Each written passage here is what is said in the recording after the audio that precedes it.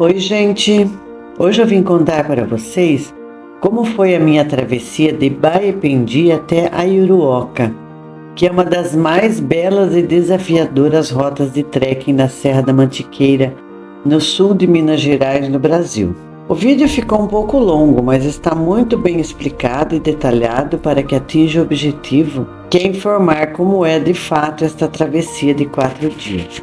O trekking começa nesse ponto assinalado pela flechinha, mais ou menos às 6h20, e já de cara com uma subida que parece interminável. Mas ela termina numa porteira e uma placa, que é onde a trilha costuma começar pelo relato de outros grupos. Mas nós já percorremos uns 700 metros até aqui. Eu vou deixar as passagens pelas trilhas bem aceleradas para que o vídeo não fique longo demais. E ao mesmo tempo fique bem documentado todo o trajeto, e assim vocês terão a opção de ajustar a velocidade do vídeo nas configurações com o uso das legendas, caso queiram ver em velocidade mais lenta. No canto inferior esquerdo estarão os horários em que as imagens foram registradas. Eu mencionei antes que a subida tinha terminado, mas foi só para começar de novo, pois hoje o dia será todo em subida.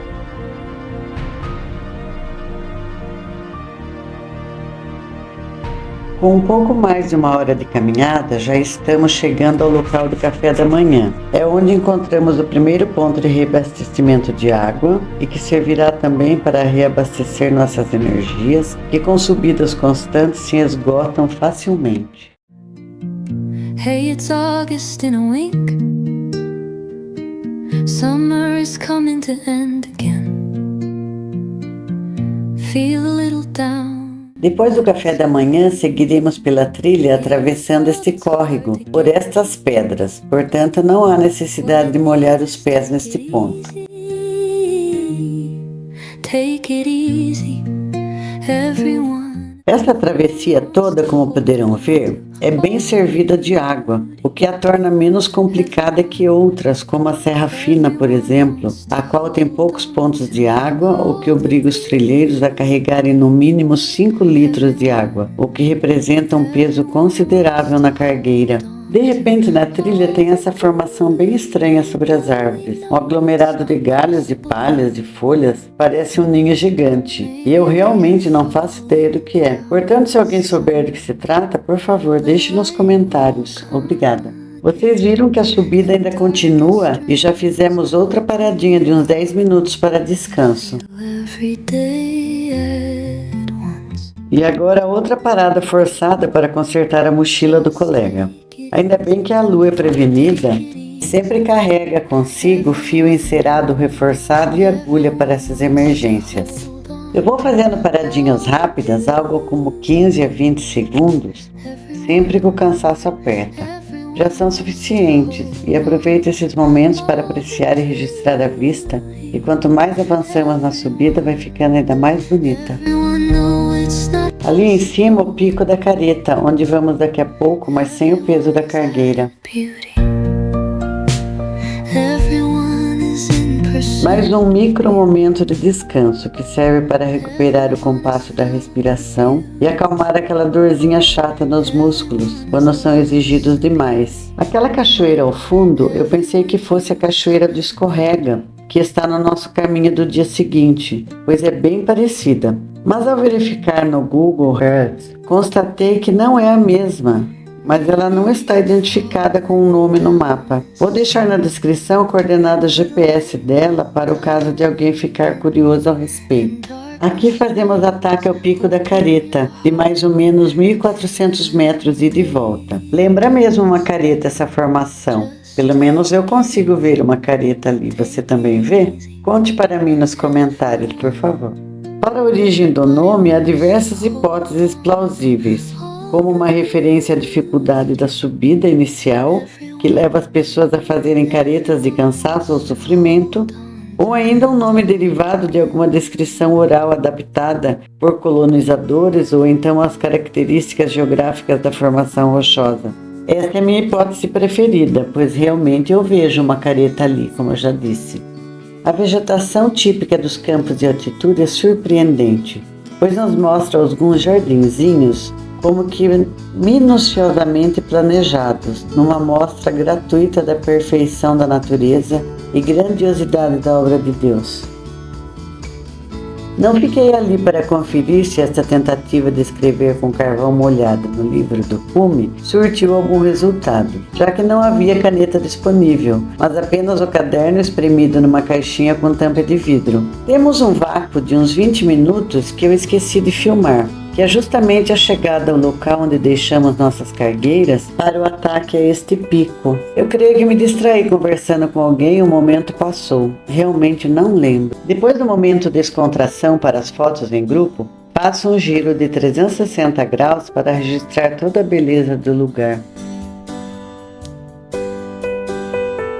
Este ponto de água é justamente no local que eu esqueci de filmar, antes da subida, conforme mencionei antes, e está a aproximadamente 500 metros do Pico do Cruzeiro, nosso destino para o acampamento de hoje, que é precisamente ao final desta subida. Deixando para trás o Pico da Careta, notamos que há pessoas saltando de parapente de lá. Bem que eu estranhei uns rapazes com mochilas enormes nas costas e até me perguntei por que será que eles não deixaram as cargueiras lá embaixo, assim como nós. Agora está explicado, pois tratava-se do equipamento para o salto. Acampamento devidamente montado, é hora de apreciar a vista que nos permite vislumbrar ao fundo 3 importantes percursos de travessias, como o Parque Nacional do Itatiaia, com os picos de Agulhas Negras, Prateleiras e Morro do Couto, depois a Serra Fina e ainda no outro ponto os picos dos Marins e Itaguaré. Dessas 3 eu ainda não fiz a travessia de Marins e Itaguaré por falta de oportunidade. Já a travessia da Serra Fina eu tenho inclusive vídeo publicado aqui no canal, do qual eu vou deixar o link fixado no primeiro comentário. Não deixem de ver, pois é uma travessia bem legal também. Agora vem a hora boa de saborear o almojanta carinhosamente preparado pela Lu e que estava realmente delicioso. Ainda mais se saboreado com esta vista deslumbrante. Creio ser este o motivo deste lugar chamar-se Pico do Cruzeiro, esta rústica representação de uma cruz. Para assistir ao pôr do sol, nós nos deslocamos pouco mais de 100 metros morro acima e, como podem observar pelas imagens do acampamento, o cruzeiro não está exatamente no cume do morro, mas um pouco abaixo. Após um magnífico pôr do sol, é hora de apreciar o céu estrelado que só é possível ver com esta magnitude longe das luzes da cidade.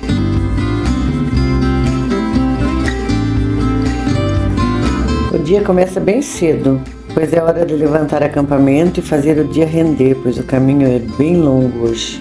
Esse é o momento de relaxar e fazer fotos junto ao monumento do cruzeiro.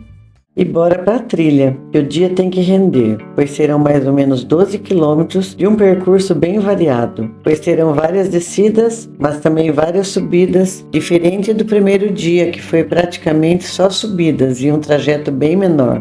O trajeto de hoje, em grande parte, é de exposição total ao sol. Portanto, é bom sempre lembrar que o uso de filtro solar, roupas de proteção UV e chapéu ou boné é extremamente importante. Estava indo bem o caminho relativamente plano até aqui, mas eis que surge à frente um morro para subir, mas faz parte. Paramos para um breve descanso ao pé do morro para recuperar as energias e poder enfrentar a subida de um terreno bem irregular. E segue-se a trilha do dia, com vistas lindíssimas, terreno bem variado e em grande parte pelas cristas dos morros. Por várias vezes encontramos cavalos nessa travessia, esta é uma delas. Inscreva-se no canal, curta, comente, compartilhe. Ative o sininho das notificações, pois assim saberá quando eu lançar outro vídeo. Seja das coisas que eu tenho feito aqui em casa, que são muitas, ou das minhas viagens e aventuras por aí. Conto com você para dar relevância ao meu trabalho e ao meu canal. Muito obrigada. Algumas paradas para descanso em grupo são bem rápidas, de 3 ou 4 minutos.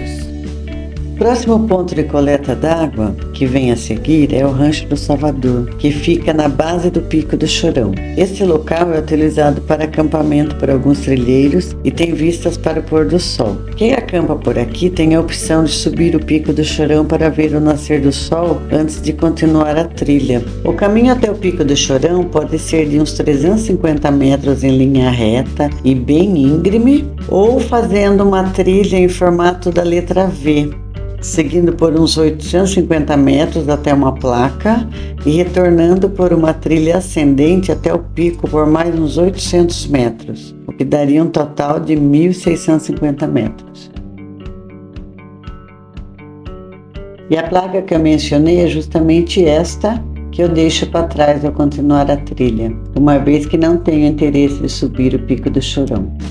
Aqui começamos a visualizar o rio e em seguida a cachoeira do Escorrega, onde aproveito para tirar fotos e com isso um breve descanso.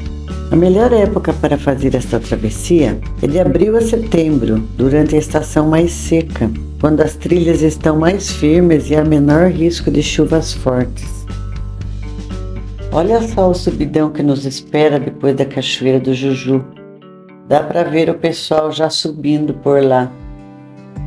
A partir daqui até a Cachoeira do Juju é só descida e vistas lindas, inclusive esta vista da Cachoeira da Laje e mais um pouco abaixo a Corredeira da Pedra Furada. E logo mais chegaremos à Cachoeira do Juju, onde teremos que atravessar o rio, mas com cuidado para não escorregar e cair na água, como aconteceu com uma colega do nosso grupo. É terminantemente proibido o acampamento nesta área da cachoeira. E aqui é um ponto em que já não estamos sozinhos, pois é um local bastante frequentado por pessoas que vêm aqui apenas para curtir o dia na cachoeira, que é muito bonita, com borda infinita em 2 níveis e com uma vista maravilhosa à sua frente.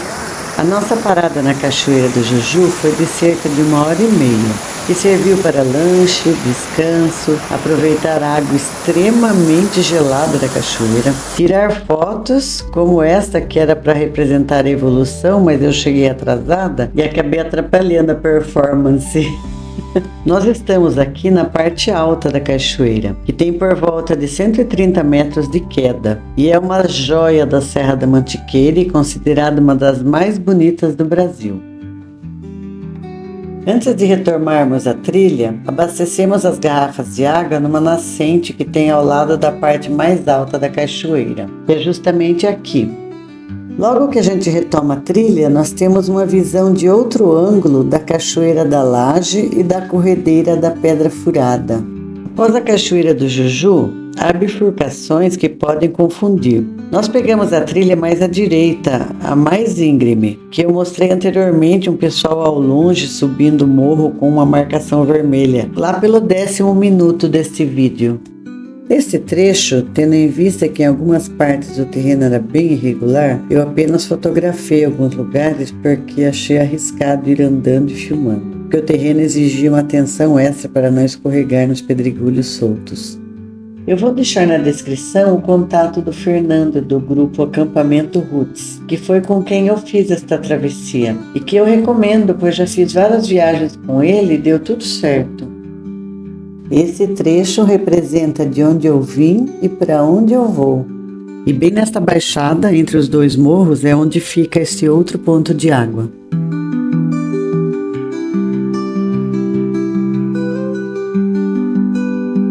Quando a trilha é bastante irregular, com altos e baixos, degraus, pedras soltas, raízes, etc., normalmente a gente redobra a atenção. Em compensação, se a trilha está plana e perfeita, a gente baixa a guarda. Pelo menos eu faço isso. Mas não devia. E acabo andando mais rápido e até negligencio no quesito atenção. E é justamente aí que algo pode dar errado, como deu. Pois numa dessas eu levei um tombo espetacular, pois estava andando rápido e não dei a devida atenção a essa pequena raiz sobressaindo na trilha. E eu enrosquei o pé e caí. E fiquei ali deitada no chão, tentando inutilmente me levantar, até ter a ideia de desabotoar a cargueira e deixá-la no chão. Daí sim, me ergui, consegui me recompor, botei a cargueira nas costas e bora lá para a trilha de novo. Esse é o lugar onde estava planejado para acamparmos hoje. E aqui o pior trecho da trilha, super íngreme, molhado e muito escorregadio. Aquela casinha é conhecida como Cabana do Charco, ou Antigo Rancho do Caçador, mas marcada no mapa do Google simplesmente como Casebre, do qual eu vou deixar a coordenada GPS na descrição.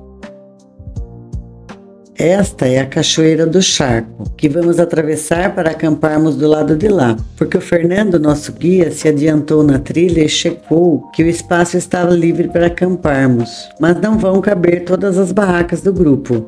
Então um casal ficará logo ao lado da cachoeira e o restante do grupo seguirá um pouco mais rio acima até chegar ao acampamento. Para atravessar o rio deve haver um esforço concentrado, de um ajudando o outro, pois a correnteza é bem forte. Apreciamos um pouco a beleza dessa cachoeira e partimos rio acima, apenas mais alguns metros, passando por esta linda corredeira. E andando ainda um pouco mais, esta outra corredeira já ao lado do local do acampamento, onde tem essa jacuzzi maravilhosa que se mostrou um ótimo lugar para banho. Não consegui registrar mais nada por hoje porque meu celular estava carregando no powerbank do Clayton, porque o meu enguiçou. Só muito mais tarde consegui registrar o céu estrelado.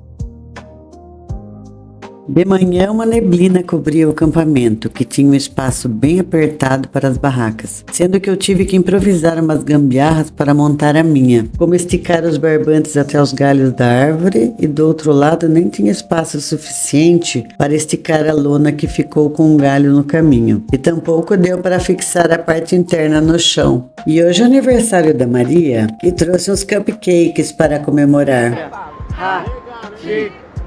Maria, Maria, Maria.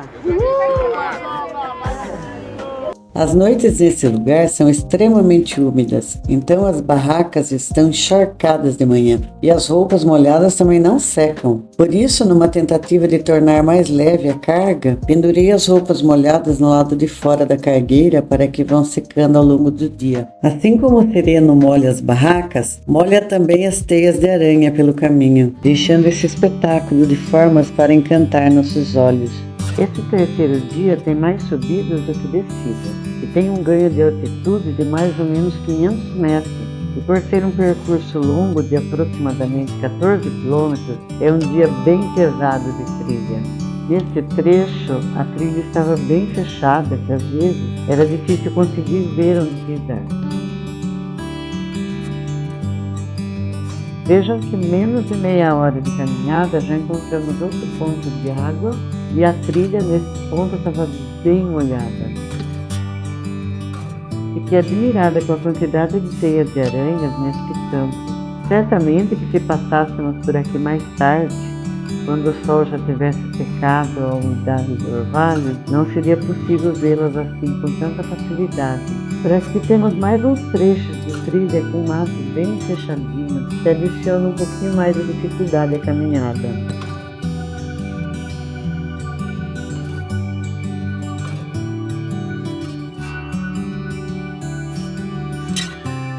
Estou aqui admirando o trecho que está por vir.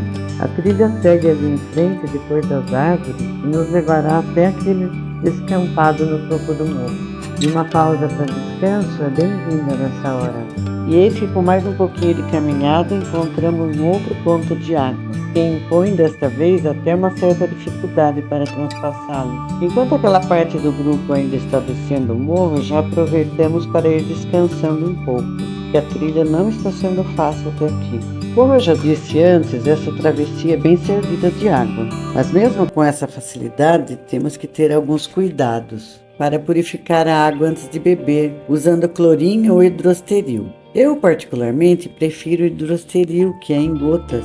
E usa-se 2 gotas apenas para cada litro de água, sendo que o hidrosteril pode ser usado também em casa, pois serve ainda para desinfetar verduras. Só que nesse caso, usa-se 20 gotas para cada litro. Já o clorim é em pastilhas, portanto não rende muito, pois deve-se usar uma pastilha para cada litro d'água. E para qualquer um deles, deve-se aguardar de 15 a 20 minutos antes de consumir a água para que a desinfecção surta efeito.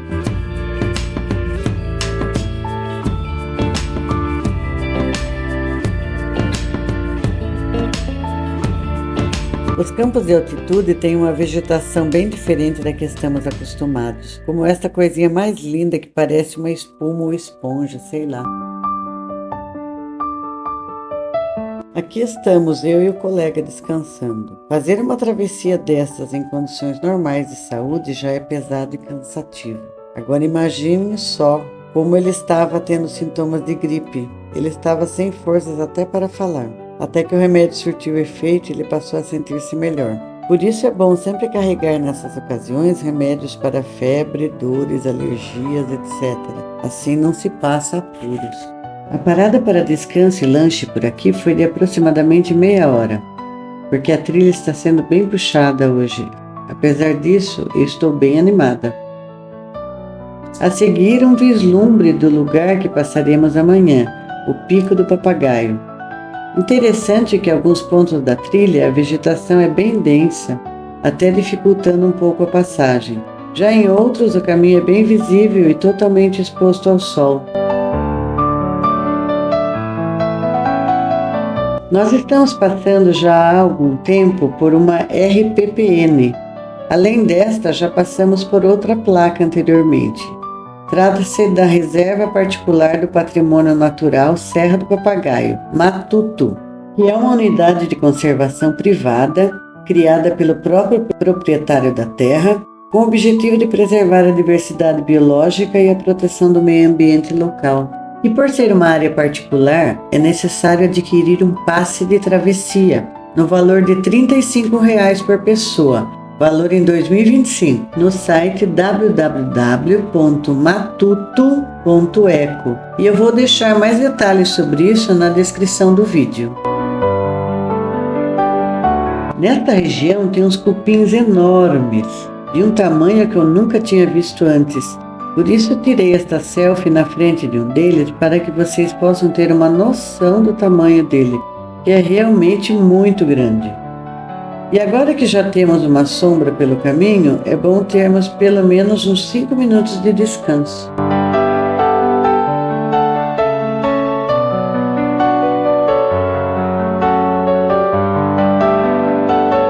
Nesse trecho da trilha, encontramos com alguns cavaleiros que possivelmente são usuários de um dos roteiros a cavalo oferecidos pela Reserva Matuto, que podem ser adquiridos no site da reserva, que eu vou deixar na descrição.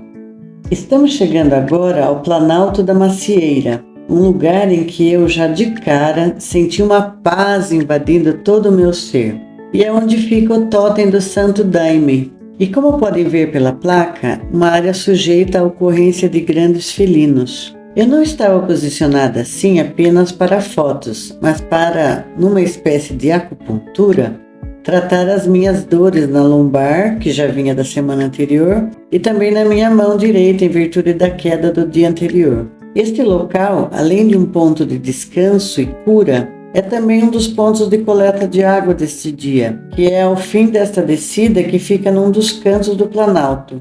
Voltando a falar sobre esse lugar e a energia boa que ele exala, é que o tótem que marca esse Planalto foi esculpido pelo artista esloveno Marko Pogacnik, um mestre em geomancia que espalhou sua arte em forma de totens por diversos países. Cada pedra destas tem símbolos únicos, gravados para equilibrar as energias do lugar onde estão. Ele afirma ter desenvolvido esse método de cura da terra, que é semelhante à acupuntura, usando pilares e posicionando-os nos chamados pontos de litopuntura da paisagem. Outra coisa que devo destacar é que é terminantemente proibido acampar no espaço do Santo Daime, devendo os trilheiros seguirem a trilha por mais aproximadamente 2 horas e meia até chegar ao Retiro dos Pedros. Esta mancha vermelha, casualmente em formato de coração, é de liquens, uma forma de vida simbiótica entre fungos e algas, que são indicadores naturais da qualidade do ar. São sensíveis à poluição. Eles desaparecem em áreas com ar contaminado e prosperam onde o ambiente é mais saudável e puro. Estão notando que este último trecho tem sido de subida e com muitas raízes na trilha? Portanto, nada como um descanso de uns 2 minutos pois encontrei um lugar para sentar onde nem precisei tirar a cargueira das costas. Eu não me canso de apreciar estas vistas, são simplesmente fantásticas. E claro que isto é também uma boa desculpa para aquela paradinha rápida de alguns segundos para recobrar as energias. E aqui mais uma dessas desculpas que eu aproveito até para registrar a minha sombra. A ideia é descansar por aqui por uns 20 minutos. Então aproveitamos para estender as lonas e barracas na tentativa de que sequem um pouco, aliviando assim o peso na cargueira. Pois se tem uma coisa que pesa na cargueira é água, e principalmente se for do tipo água inútil, seja de chuva ou sereno, que fica encharcando a barraca e só fazendo peso. Depois de um belíssimo descanso e com as barracas e lonas bem mais leves, partimos para a continuidade da trilha. Eu vou deixar na descrição deste vídeo mais detalhes sobre toda essa travessia e vou deixar também na descrição os links de afiliada dos equipamentos de trekking e camping que eu uso e que já são testados e aprovados. Mas os links podem ser usados para comprar qualquer coisa e não necessariamente o que estou indicando ali. Sendo assim, se você comprar algo que esteja precisando através de algum dos links, desde que em até 24 horas após acessado, gera para mim uma pequena comissão sem que você pague nada mais por isso. E ainda ajuda muito no incentivo para que eu continue a produzir conteúdos para este canal. Muito obrigada! Como vocês podem ver, este é um trecho bem gostoso da trilha de hoje, pois é por uma matinha fechada, portanto mais fresca, longe do sol, se bem que com algumas subidas e alguns obstáculos também. Mas só o fato de estar na sombra já dá um alívio muito grande.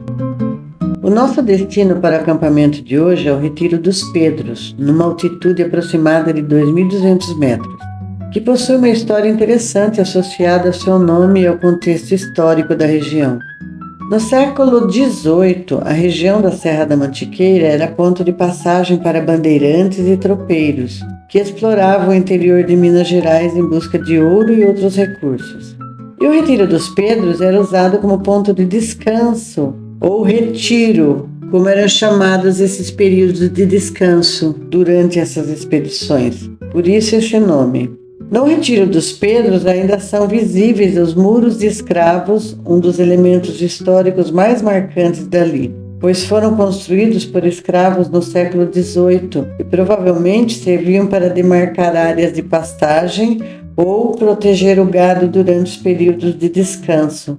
A origem do nome Pedros pode estar relacionado a indivíduos chamados Pedro, que tiveram relevância na ocupação ou administração dessa área. Outra possibilidade é que o nome derive de tropeiros ou moradores locais com esse nome, que usavam o Planalto como ponto de parada.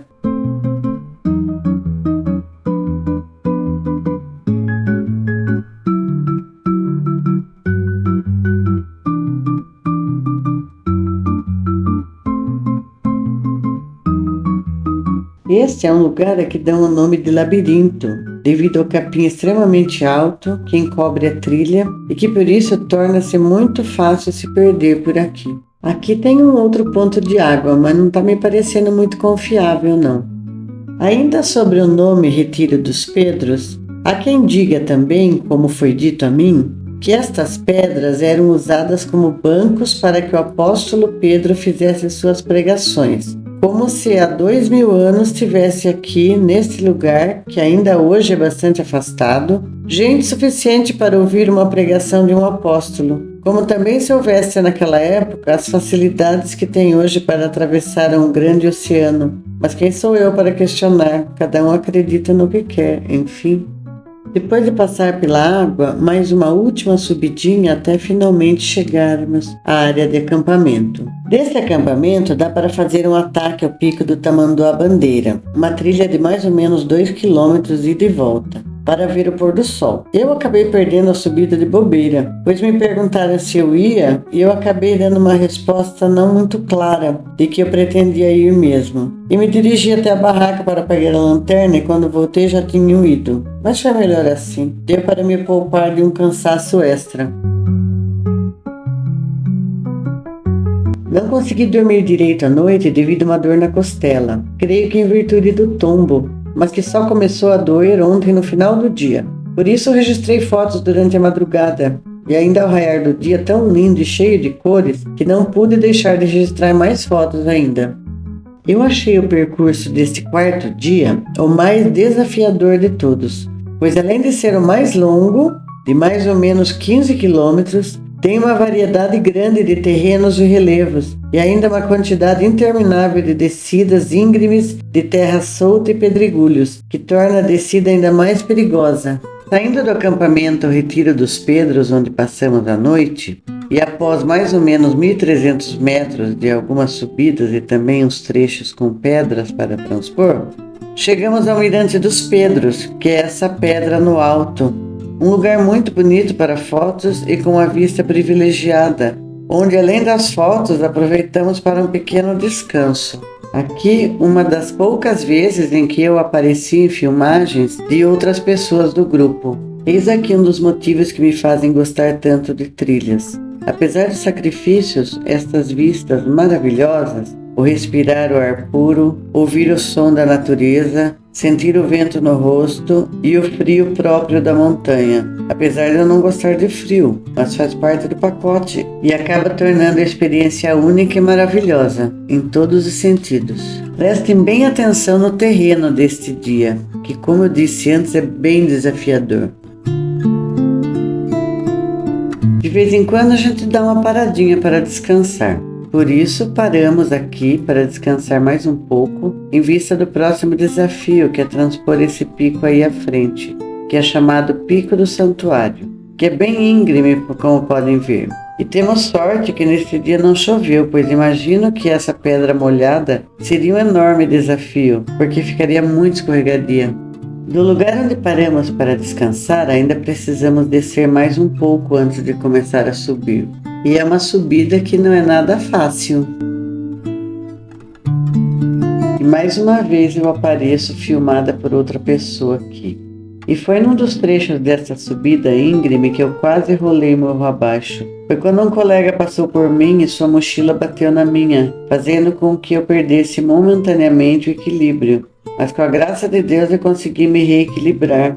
Mas o susto foi grande e eu soltei um grito de pavor. E com isso acabei assustando todos os outros. É claro que o rapaz não fez de propósito, mas temos que nos policiar nas trilhas e ter a noção que temos um volume extra nas costas, e que é bem grande, representado pela cargueira, que certamente tem o potencial de derrubar uma pessoa a depender do local em que se encontre.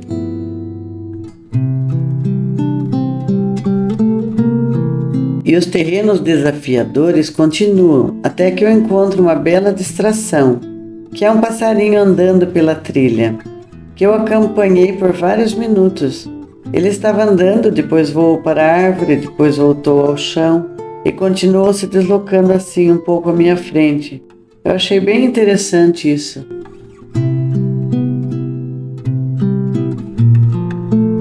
Aqui já estava começando a parte que eu achei mais perigosa da trilha deste dia. O trecho de terra solta, pedregulhos, que tem uma grande possibilidade de nos levar a escorregar na descida. Acabei encontrando aqui outro passarinho igual aquele lá de trás. Achei ele tão lindo e estava num local melhor para fotografar. Por isso registrei várias fotos dele. Felizmente não precisamos subir também este morro aqui à frente, pois a trilha passa pelo seu lado esquerdo.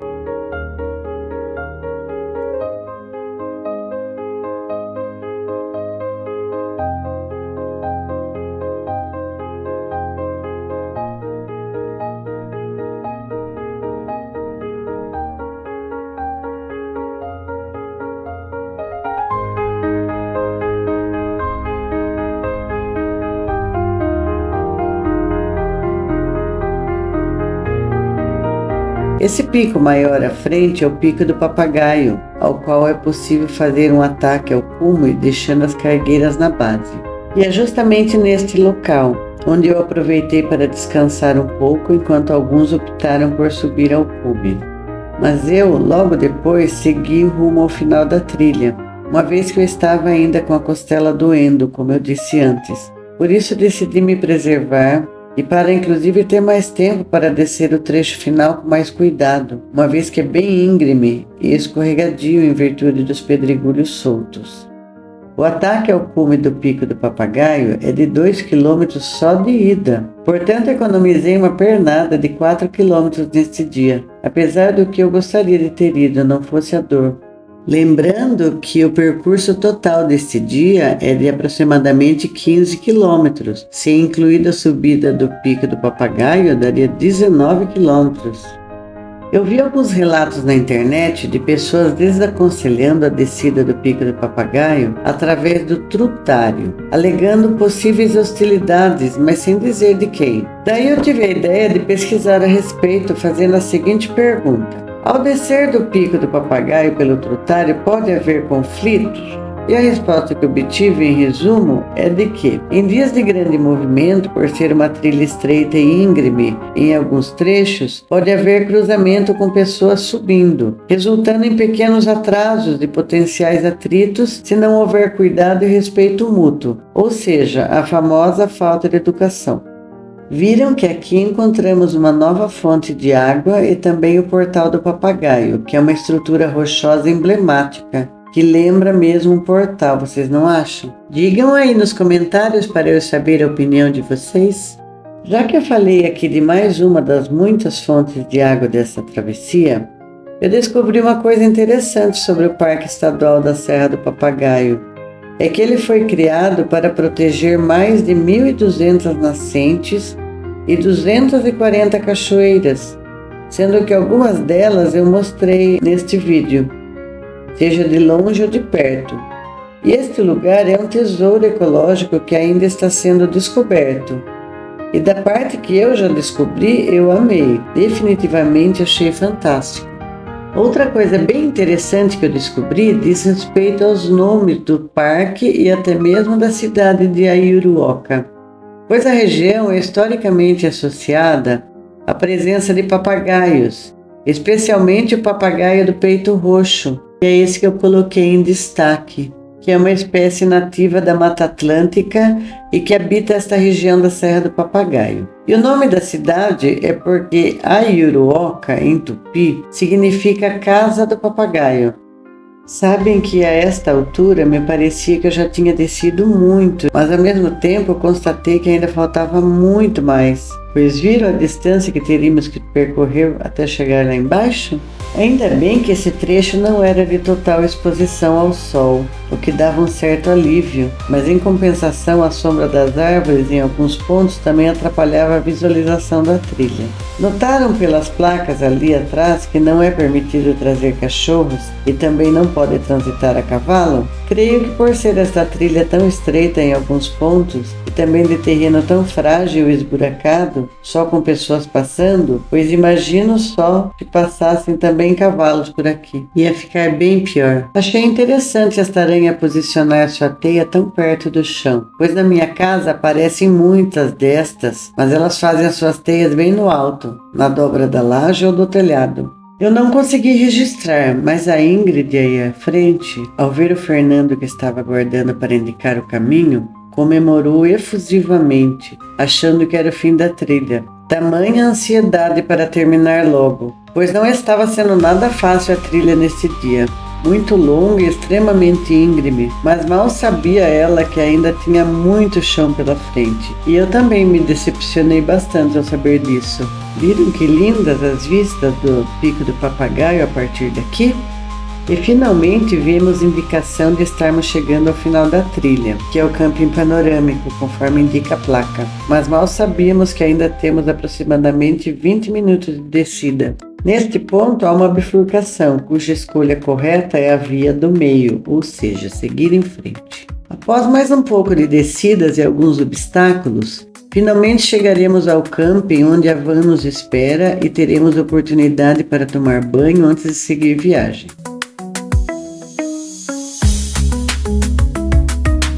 Até que enfim o camping se mostra perto. Passamos mais uns portões e cercas e finalmente a última descida.